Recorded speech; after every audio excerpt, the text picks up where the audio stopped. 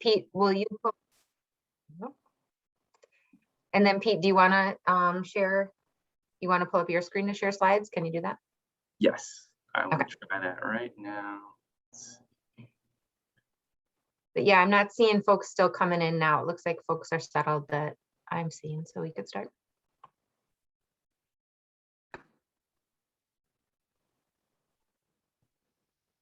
All right, there we go. Can you all see it? Yep. Okay. Well, I'll turn it over to you, Colleen, to just kind of kick us off, and then Sure. And myself will kind of run through a brief training here, and then we'll provide some time to go over questions today. So. Okay. Well, there's a lot to be really excited about at the legislature.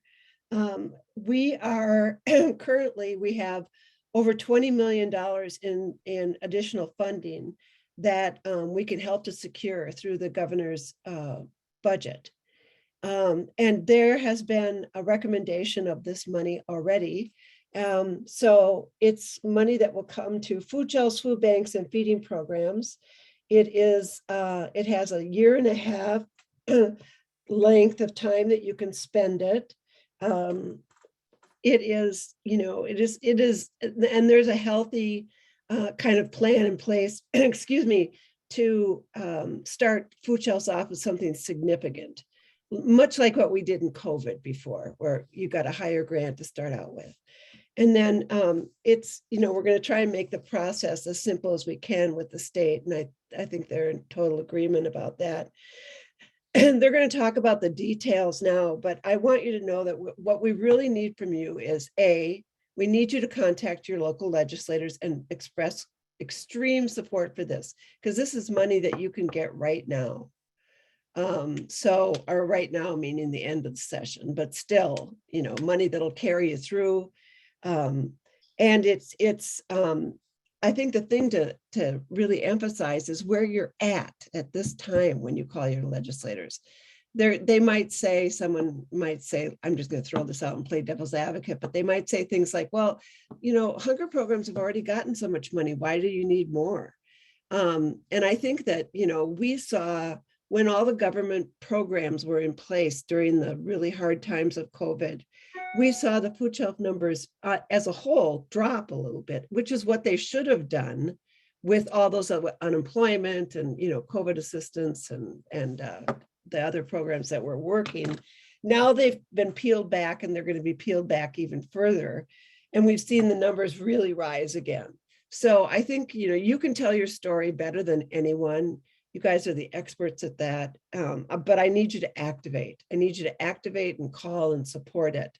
So if you have any trouble knowing who those people are that you need to call, or contact numbers or anything, you can give Pete a call, and he'll help you navigate that. Do you like how I just promoted you there, Pete? Yeah, it's perfect. Okay. So yeah, that's what we need to do. Urge your fellow food shelf members in your area, if they're not on this call today, to really, contact them and tell them how important it is. $20 million is a lot of money to our system. It could make a big difference for you, but we can't do it without you. We need you to activate. We need you to call now. So I'm going to turn it over to Lee and Pete. And I just want you to know that we've been working really hard with the state and with other funders and with legislators to get this kind of money put in the budget, but we need your support to do it. So have I said that enough now? We need you. Okay, thanks. Thanks, Colleen. And yeah, thanks everyone for being here today. And like Colleen said, we certainly can't do this work without you. So it's all the calls, the emails, the meetings that you have with your lawmakers are going to make the difference on, how we get this across the finish line and do other advocacy work. So appreciate you being here today. And we'll record this and get this out I know there's a lot of food shelves that couldn't be here today. So we definitely need to have all our voices heard this session. So we're going to run through just some key advocacy tips today, opportunities to engage with your members, and then provide some time, a good amount of time for you all to ask us questions. What are you unsure of around this work? So we'll get started here on this next slide here. So what is advocacy, right? At its basic level, it could be a lot of things, speaking up for a cause that you believe in, educating others on a topic where you're the expert, you're the food shelf member, talking to your legislator, inviting them maybe to your food shelf to do a tour, get to know your programs, sharing your personal experiences and stories with them that help paint the picture as to why this particular policy change is needed and who might be affected by it. And we see that all the time at the legislature, how lawmakers get influenced by a particular story they heard, and they might even support an issue now that they might not have done before. So a particularly effective way to do that. It could be working on a solution to a problem. So we need more funding to deal with the increased needs during the pandemic, and so let's work with our lawmakers on securing those funds. So there's many more ways to do that, right? You can share your story, social media. You could do that publicly, testifying in meetings, calls and emails with your elected officials. There's a lot of ways to engage in this work, and we'll run through some of those ideas here today. So before we do that, I'll let Leah talk on this next slide about just some things to keep in mind as you're advocating as a food shelf staff member at a nonprofit. Great. Well, just wanted to touch really quickly, as we do in sort of all of our advocacy trainings, on what you can do as a nonprofit. And so maybe, hopefully, sorry, I'm not sure what's going on here. Okay, hopefully I'm still there. My screen's going in and out. So I guess tell me if you're having trouble. Hopefully it's just my screen. Okay, so what we can do as nonprofits, just in case you need to share with board members or leadership or anyone who wants to understand what we can and can't do and be comfortable with some of the things we're asking you to do. Absolutely, nonprofits can and should engage in advocacy.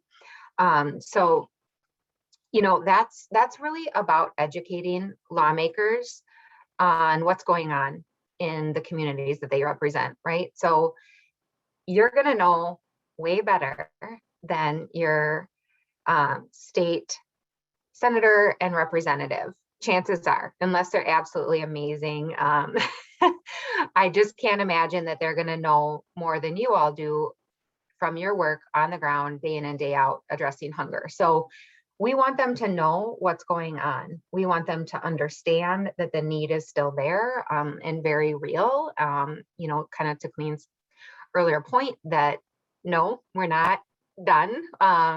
We still have a lot of work ahead of us and some pretty significant needs to continue to meet the demand in community. And nonprofits can lobby.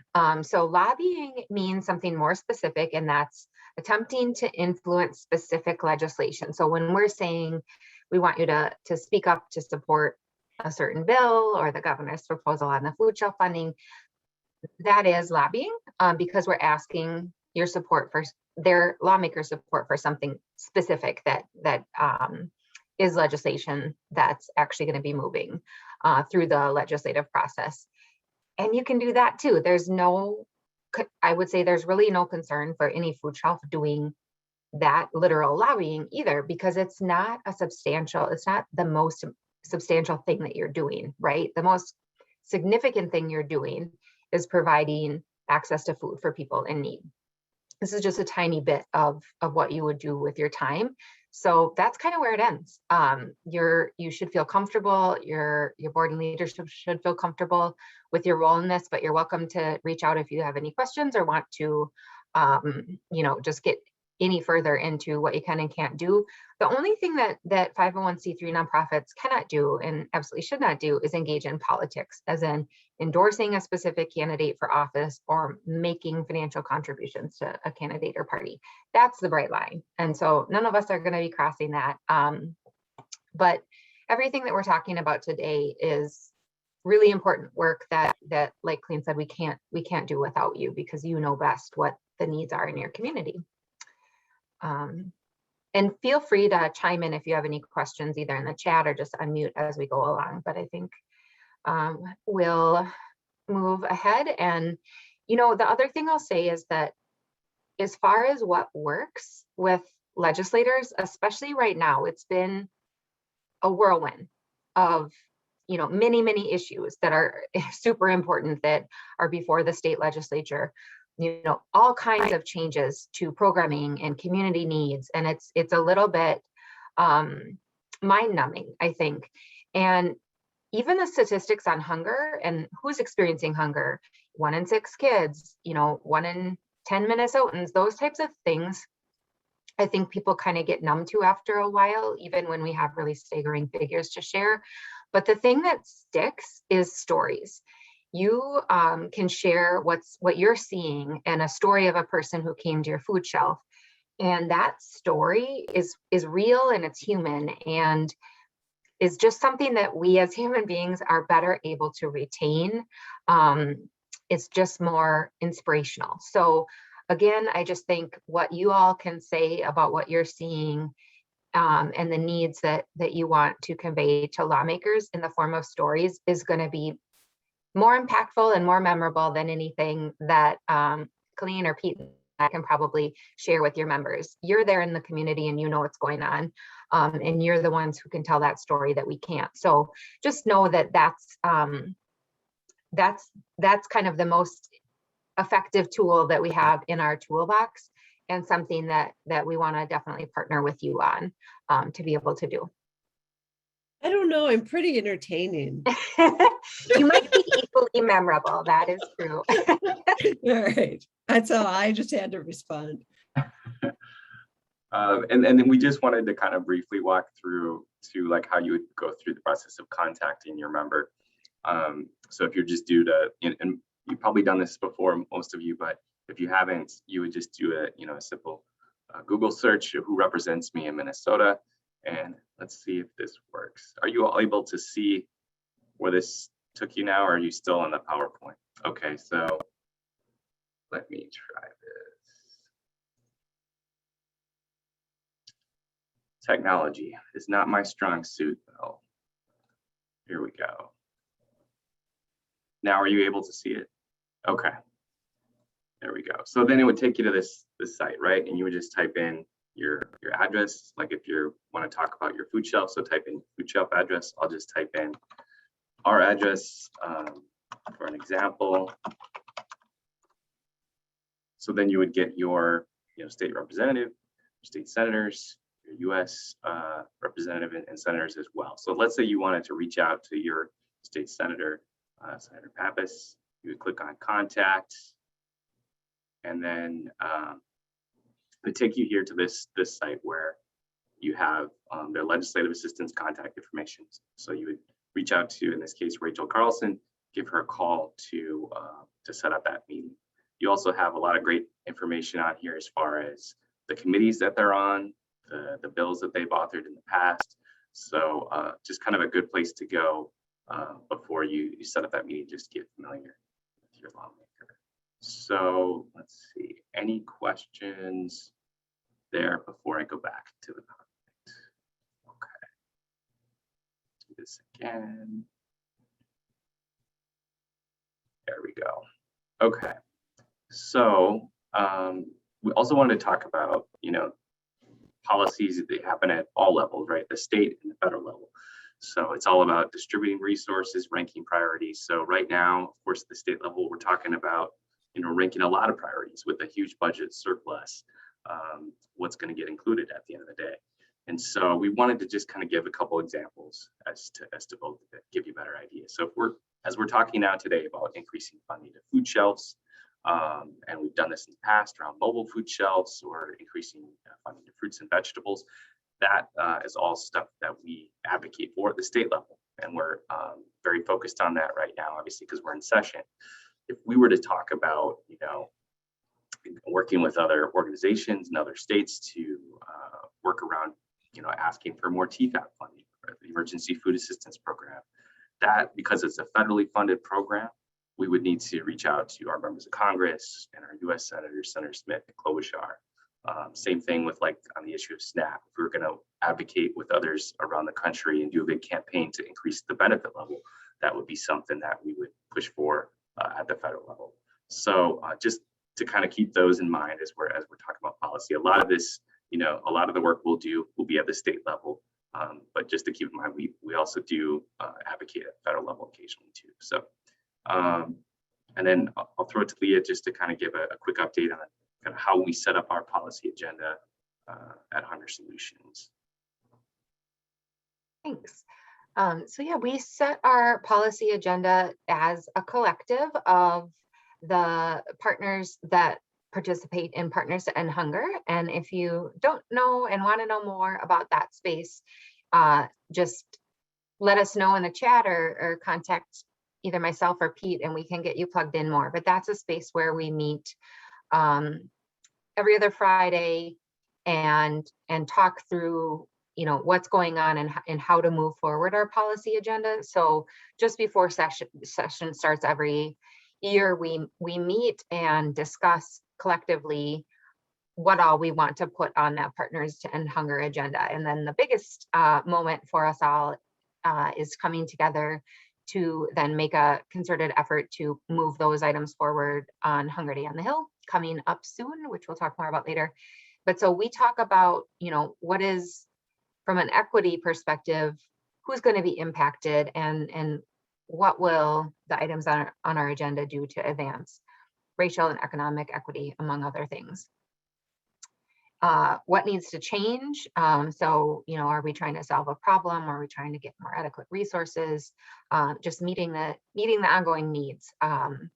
And then lastly, do we have a path to win? So we try not to put things on our agenda where, it's not the right time or we have absolutely no chance to get something done.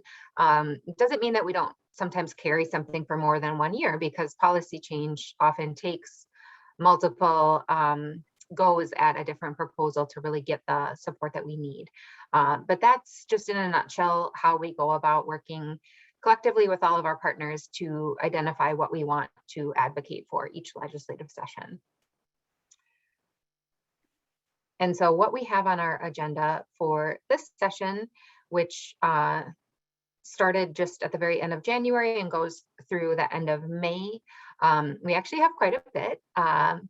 So we have a pretty, I would say, robust agenda for a short session and a non-budget year. But as you all know, this is not a usual time. And so, the needs are real and significant, and thankfully so is our budget surplus. So we will see how much we can get done, but we are going ahead and really putting on our Partners to End Hunger agenda everything that we think should get done and that legislators could support this year. So I'll cover a couple things first as far as the school meals landscape, which is important to families all across the state that you all serve.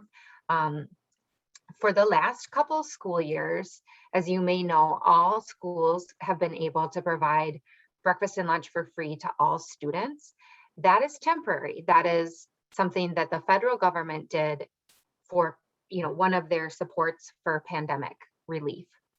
That will end at the end of this school year, unless they do something else. They could extend the waiver, but as we know it now, that is going to go away after this school year.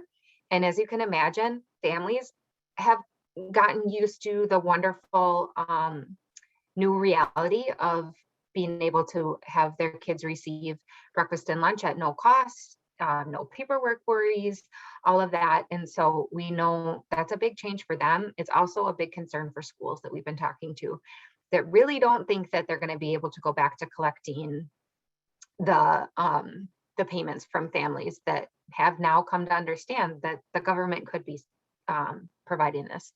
So we have launched the Hunger Free Schools campaign. We've been at it for over a year now, and we're so thrilled to see this proposal in the governor's budget proposal that came out a couple weeks ago, I think. So we have on the table the opportunity to permanently support school meals for all students in K-12 schools with state resources sort of filling the gap where the federal government leaves off. So that's something that we are going to push really hard. The fact that it's in the governor's budget is huge and gives us just a a bigger platform to be able to advocate that we can do this and we should do this. So we're pushing for school meals for all. And another piece of that you'll see noted on our agenda is making sure that we fully utilize something called the community eligibility provision, which is federal resources already available to support high poverty schools serving meals to all students. So that's something that the funds are already available, and we absolutely need to utilize that program more here in Minnesota so that we can make school meals for all affordable. We have to start by spending the federal money on the table. So those are two different pieces to our Hunger Free Schools platform. And then another school-related initiative that we've supported in the past in its initial creation is the Farm to School grants. And so that's a program that allows schools to have some additional resources to get locally grown foods, so more healthy and more local foods into school meals. And we're carrying just a pretty technical proposal just to expand that to early care settings. It was not clear in the initial language, and so a tweak is needed in order to make that accessible to preschool programs and things like that. So those are the school meal initiatives that we have going on. And unless there are questions, then I'll kick it to Pete to cover the rest. Great, thanks, Leah.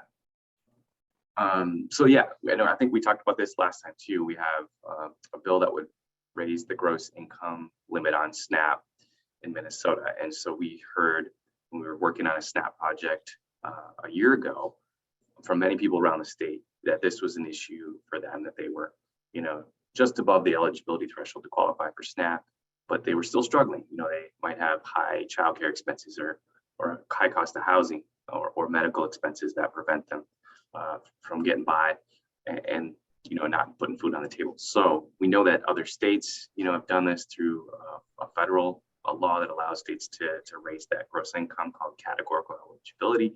And so about 20 other states have their gross income set at 200% of federal poverty. So we had a bill last session. It made it pretty far in the process, but there were some disagreements during the negotiations. And so we have our work trying to work on addressing that and working with some members to come around on the issue. And I think we're making a lot of progress. So that is the SNAP bill. And also we, like Leah said, there's other issues that are on our agenda that Hunger Solutions won't be the lead on, but we have other organizations that will take the lead on issues, and that gets included as well as a whole agenda. And so we have Keystone Community Services. They've been working on a bill the last couple of years to try to seek state funds for capital investment to renovate a new food site in St. Paul and support an increasing need in Ramsey County right now. And they did get included in the governor's budget this year, so that they're making a lot of progress as well. We also have Meals on Wheels. They have a bill that would provide funding for meals and volunteer visits to veterans in need and to provide outreach for that. And they've seen a huge increase as well in services since the start of the pandemic. So that this is a bill that will, kind of help address that. And then kind of why we're here today to talk about, the food shelf funding piece that is in the governor's supplemental budget. And Colleen hit on all these, and I'll just kind of emphasize that again too, like the specifics of what's included in the governor's budget. There's $8 million for the next 2 years to purchase, store, and transport food to individuals and families for food shelves, food banks, and feeding programs. Can also be used for protective equipment, COVID, SNAP outreach. So basically everything that we kind of included in the last COVID relief funds through the state in 2020 and 2021. In addition to that, there's $15 million for capital improvements. And so those are grant funds to help, expand the food shelf, adding in, freezer, dryer, storage space, address any ongoing wear and tear. And, it's something that, we heard from all of you that could be very useful kind of going forward, and that we really haven't had a state investment like this in quite some time to do this work. And so this is a good opportunity with the budget surplus really tackle that. So in addition to that, there's $12 million for tribal nations to improve access to food and culturally relevant foods as well. So overall, it's a huge one-time investment that could make a really big impact. We're very thankful that the governor included it. But as Colleen said, that alone, is not going to get it done. We have some members that have expressed concerns in one of the hearings around funding, additional funding beyond what's already been addressed around hunger. And so that's why, your advocacy is going to be key to getting this done. The impactful stories that we might not always have. So reach out to your members, highlighting what, you were able to do with those funds in 2020 and 2021 is going to be important, and how more is needed to address the ongoing situation we're dealing with right now. And at some point, we'll run up against, like Colleen said, the hunger cliff when the public health emergency goes away and the SNAP emergency allotments go down to a more normal level since they were at the pandemic, before the pandemic. And so just trying to paint that picture so that lawmakers get it and understand that, this extra funding is going to go to a really good cause and make a difference in their communities. So any questions on that before we move to the next one? Okay. There was a question in the chat about, aren't we still at 300%? So I think back to the SNAP bill and differentiating the SNAP income limit versus, I think that might be the 300% more pertaining to who food shelves can serve. Can you clarify? Or I can if you're not tracking. Yeah, so sorry, I was clarifying. Yeah, the SNAP 200% of federal poverty would be for SNAP, not regarding food shelves. So that's a good clarification there. So yeah, there's no change to that as far as we know. As far as the TPAP regulations, that's still at the same level. So is that clear? So to qualify for SNAP, it's a much lower income limit right now. Yeah, currently at 165% of federal poverty. Yep.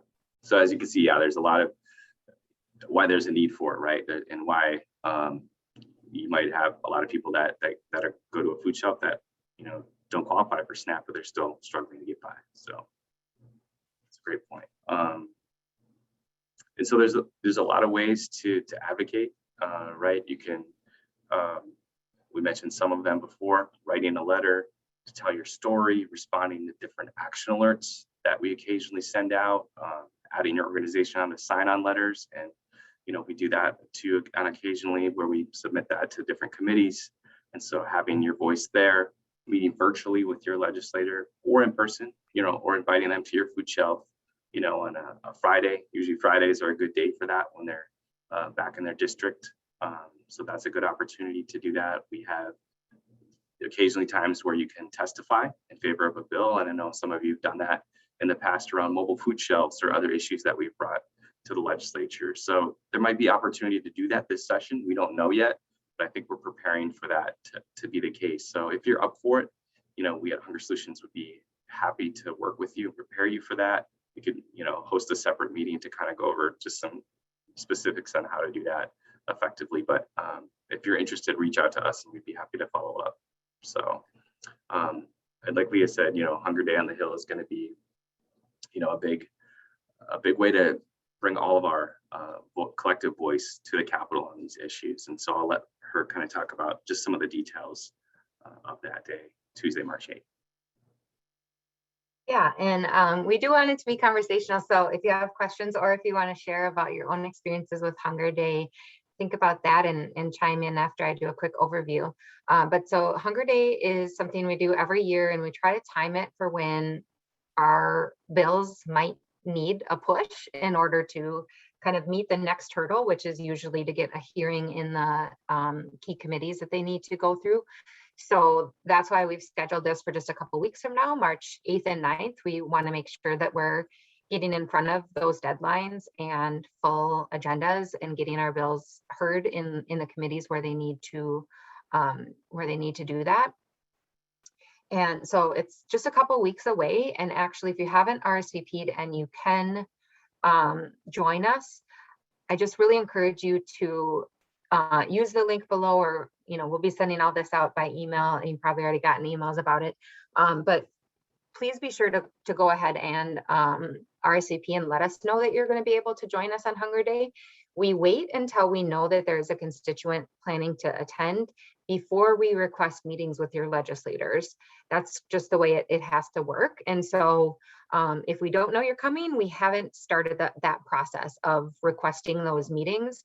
And I just think that this is going to be a little bit more challenging than other sessions as far as locking in time with your members, just because it's a short session. It didn't start until essentially February, and there's just a lot going on. So please make sure that you're RSVPing as soon as you can. And same goes if you can spread the word to your staff, to your volunteers, to anyone else in your network that might be able to join and speak on behalf of the important work you're doing. Just let them know the same thing, that we could really use everyone's voices in this, and also to make sure that we know as soon as possible who's able to join us so we can start working on those meetings. So Hunger Day on the Hill, as you can see virtually this time, is a 2-day event now, just because we don't have to do this by all being together in St. Paul. We have more flexibility as far as spreading out the legislative visits over a couple of days, just in case we run into issues and it's a little harder to get them scheduled. But so the morning of March 8th is still going to be the same, as pretty similar to what we do in person, where we really just talk through each of the priorities on our agenda and give you kind of the latest of where we're at, what we need to be letting legislators know, and if we have any really specific asks, like please make sure to give this a hearing, or whatever it might be. So we'll give you the very latest that morning on where we're at and what the key messages are for lawmakers, and then you'll have a chance to meet with the rest of anyone joining from your same district and get to kind of team up and decide who wants to say what, and do that planning with your fellow constituents. And then we'll be letting you know as soon as we have details, so that you can plan accordingly for when your actual meetings are with legislators. It could be the afternoon of the 8th, or it could be the morning of the 9th, just depending on what we're able to get. And you can let us know if you have any limitations on your schedule when you RSVP. But that's basically what Hunger Day is. It's a chance to all learn together and prepare together, and then break into your district teams to meet with your lawmakers. So that's the gist of Hunger Day. Any questions? Leah, do we need to be available like all day, both those days, initially at least?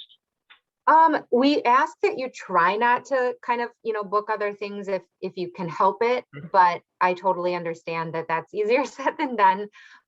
So that's why, if there's something that we need to avoid, or a time that is going to work best, you can fill that in and just let us know. And then we'll do our very best to kind of ask for the specific window that's going to work best for you, to try to get a time with your members that lines up with that. So it just depends on how difficult their schedules are, or how helpful their staff are. Fantastic. Great. Thank you.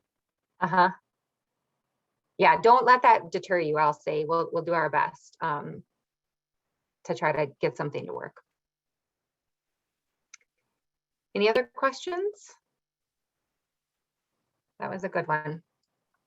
And so then just some tips, and then we're almost done with our presentation, and we can just get into discussion. But a few tips for legislative visits, in case we don't cover all of this on our trainings for Hunger Day, or in case you can't make those. All politics is local, so just the more detail about what's happening in your community in a legislator's district, that's going to be more impactful than sort of all the big picture stuff. They really want to know what's happening in their community and who they represent. So those stories, or more specific metrics of need, that's really meaningful. And then organizing with whoever else is going to be attending from the district is helpful, just because you want to make sure that kind of who's going to cover what, A lot of times we're talking about a 15-minute meeting. So time goes super fast. So you want to kind of know who's going to hit what points, and you won't get through everything, but you'll be able to provide the Partners and Hunger agenda so that they'll have all those details. You don't need to cover everything, but you want to know the plan of who's gonna hit what points. And again, 15 minutes goes fast, so definitely people need to be prompt. You might have to wait for your legislators. They're not always prompt if they get behind. But definitely you want to plan to be on, even a few minutes early, waiting and making sure the technology cooperated and that you're all set for your virtual visits at the time they're scheduled. Staying on topic, usually, if anything, it might be a lawmaker that's going to throw you off on that, right? But making sure that you stick to the plan as much as you can. If they have questions about other things, fair, but you want to make sure that you get your key messages across. So again, just trying to kind of have that solid plan and stick to it. And then making sure you make asks, if you tell them what's going on, but you don't ask for their support, then it may not translate into that. So always making sure to really ask for their support of what you've discussed is important. And then, like I said, we'll have those leave behind materials that you can put in the chat for virtual visits, or that you can email either your members or their staff before or after the meeting to make sure they have that. So the last thing is just increasingly now in this virtual context, social media is a big thing for legislators. And so we don't get to all be there visibly together showing our collective power. And so social media has become one of our best tools to just have a buzz going during Hunger Day, that there are advocates from all around the state doing this. So sending us your pictures, it can be just from your phone. It doesn't have to be anything professional, but a picture of you all having the meeting, and then we can put it up on our social, or you all engaging with us if you have your own social media, having you or your staff that work that connect with us and go back and forth on thanking lawmakers for attending and joining us, and all that goes a long way, and just sort of amplifying the work that we're doing that might otherwise be behind a Zoom screen and not visible for everyone. So that's all I've got on tips. And so here is contact info for both Pete and I. You're welcome to reach out anytime if you have questions or want to talk through anything one-on-one. But then, yeah, we've got more time that we can just discuss together what we need to do and answer any more questions that you can think of, just to get us all ready.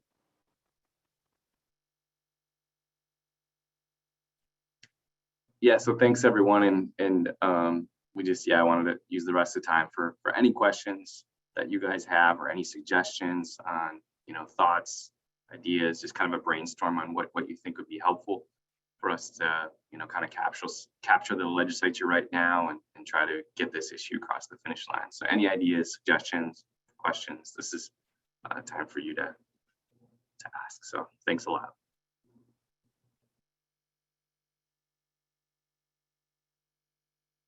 So obviously, every one of us here, this is an obvious, of course they should fund and do all this, but what are we really up against?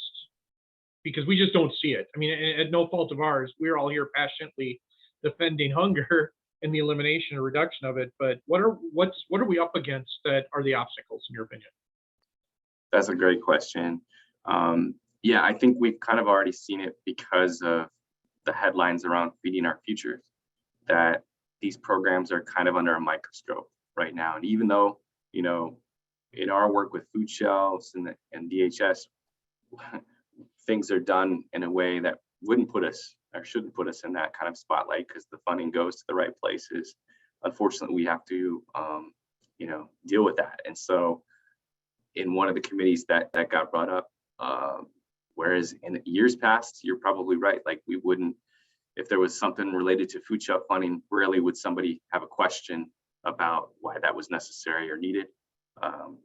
but it is now getting asked because of that. And so I think it's just like more and more important to just emphasize the positive aspects of what we do and what that funding has gone to do during the pandemic, and just kind of, trying to express why we need to put more funding or more investment into that right now. So I think the other thing, Pete, is that, every year there's tensions about, if there are enough funds for things. Well, that isn't a question this year. There certainly is enough money to be able to fund these things. But, the tension is, don't spend any money on one side, and then the governor has it fully allocated on the other side. So there's a breach there. But I think that if the local lawmakers know that they're continue to be consulted and educated about what the need is, that it's a bipartisan issue. It has been in the past. So I think that as I've heard a lot of people say that years with more money are harder than years with no money. And I think that's probably true, but you just have to make the point to your legislators, and we'll help, that, this money is really needed. It was needed during COVID. It's needed now. And here's how we're going to use it. And then, we can handle the bigger arguments, slay the bigger dragons, but you need to help us at a local level if you can.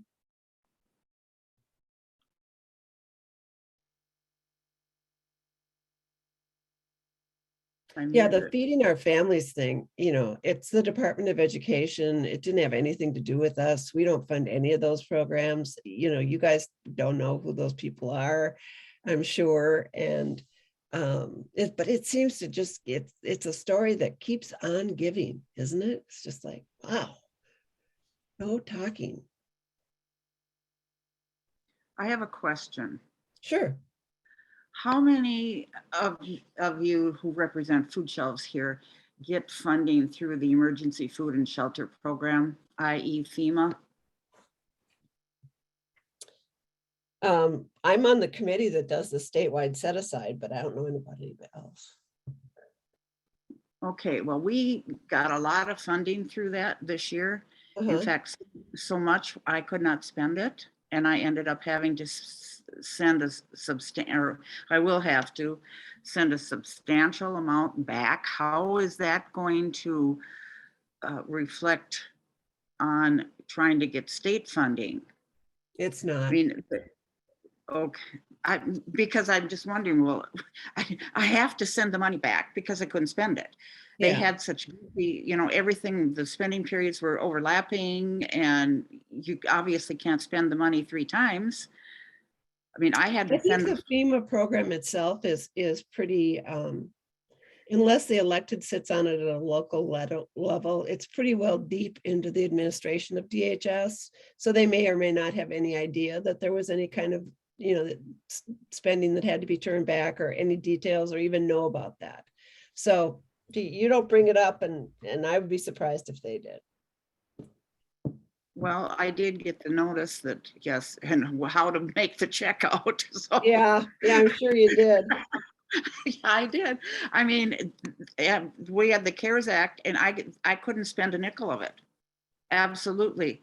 The food bank was giving us free food for 3-4 months, and we're a small food shelf, obviously. Right. But I couldn't spend it. Yeah. Well, there's nothing wrong with being honest. When in doubt, tell the truth. That's the best advice I have for you. Needed a facelift, but gal. Yeah, right. Just wasn't happening. Tell me about it. Okay, I just wanted to know, will that have any bearing on? I think to stick to your story, what I hear you saying is that the time limits were really, short, and the turnaround was short, and you did the best you could. There you go. Well, they're so far behind. I mean, this was spending from 2020. Yeah.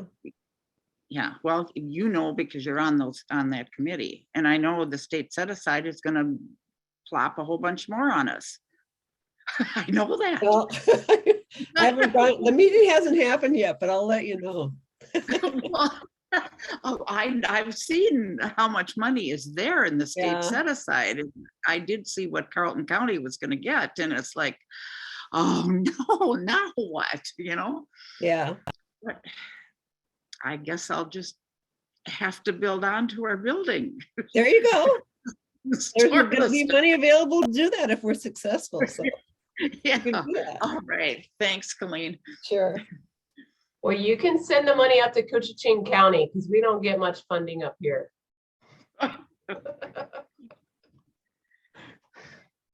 I wish it worked like that, right? I wish we had that Yeah. self-determination to do that ourselves. But we don't, so, not in that case, so. So I just want to chime in with a question in the chat that I think my colleagues are going to be able to better answer than me about when will emergency food shelf program grantees be notified of the state set aside committee amounts per area? Can anyone answer that? For FEMA? I'm just reading what it, Wendy, I don't know if you can unmute and Are you talking answer. about FEMA now? Yes, FEMA, okay. So the meeting is coming up at the end of the, no, it's in the middle of March, maybe. I'll go and they'll find out, and then the notice of the money goes back to the counties. So the counties would be the ones that you'd hear from.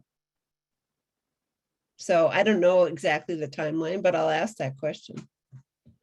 Let me look on my calendar. I'll tell you exactly when the meeting is, so you can call me and say, how did it turn out?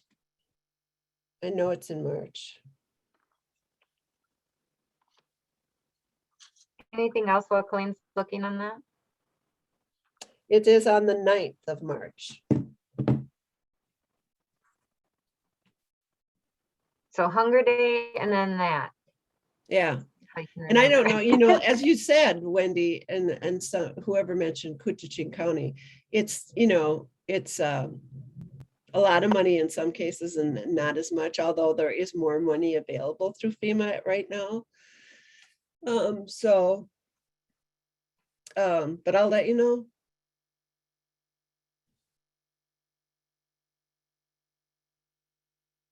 I really miss the meetings because they always had really good donuts, but Gee.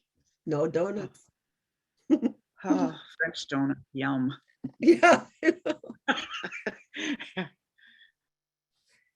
If a local food shelf, what was the question? If a local food shelf can't spend money, can't another agency apply? We have various agencies in our, you know, I don't know the answer to that. I'd have to get somebody from DHS to answer that. I think once the decisions are made, I think you could appeal it maybe to the county.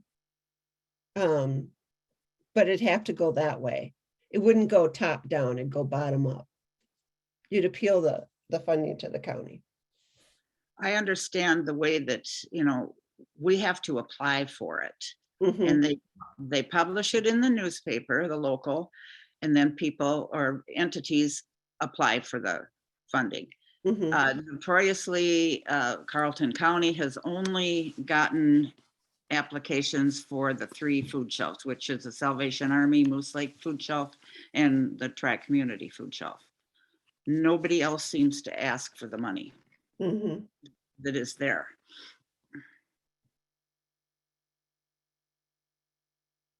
Well, that's because, you know, there have been years where there hasn't really been any money. I mean, it's been very marginal. And that, Right. So this is an exception to that.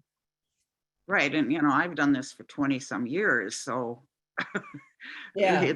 it's been where sometimes you get $500 and then Yeah, you I've get, been on the committee for you a know, long time too. I think it's, yeah. exactly. And then you get all of a sudden you get 7,000 and you're going, huh? Yeah. I think you build on. There, you got the answer right there. Yeah, I will. Okay.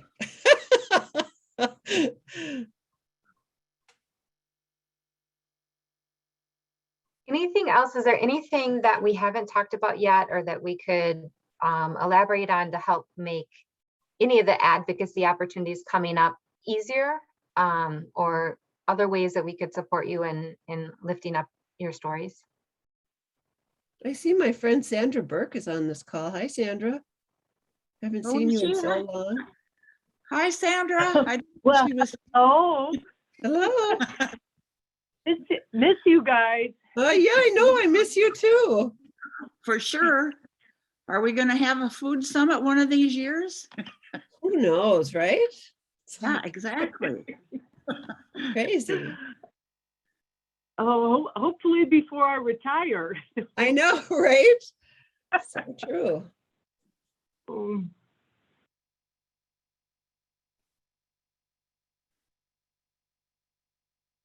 Well, I'm going to hop off. Good to see everybody. Keep it yeah, up. good to see you. Yeah, keep it up. Make those calls. They don't last long. You can talk to the aides. You can, just make your voice known so they know that, so the answer to the question is not, I haven't heard from our local food shelves. I don't know how they're doing. Okay. So good to see everybody.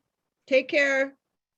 Thank you. I think we might have one person you. wanting to make an announcement still too. Oh, okay. Still. Yep. Hi, guys. It's Jill. I'm going to post a couple of links really quickly in the chat for you.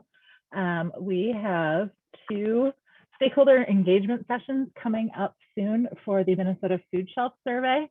It'll be a great chance for all of you to talk about, what the most impactful data from the 2019 Food Shelf Client Survey was, and have a chance to provide some input into the upcoming 2022 survey. So those sessions are February 24th, so this Thursday at 1 o'clock, and March 2nd, next Wednesday at 9 a.m. So if you're interested, please check out the links, register, and join us for those conversations. Thanks, Jill. Thanks. Anything else, Hunger Solutions team? I think there was one question about engaging volunteers, food shop volunteers in advocacy.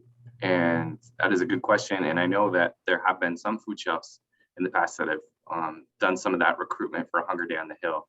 So, so yeah, we could help you connect with some of those food shelves that did that in the past. I know the Neighborhood House, maybe the Open Door, and some others have done that. So, and Keystone. So we would be happy to talk that through offline.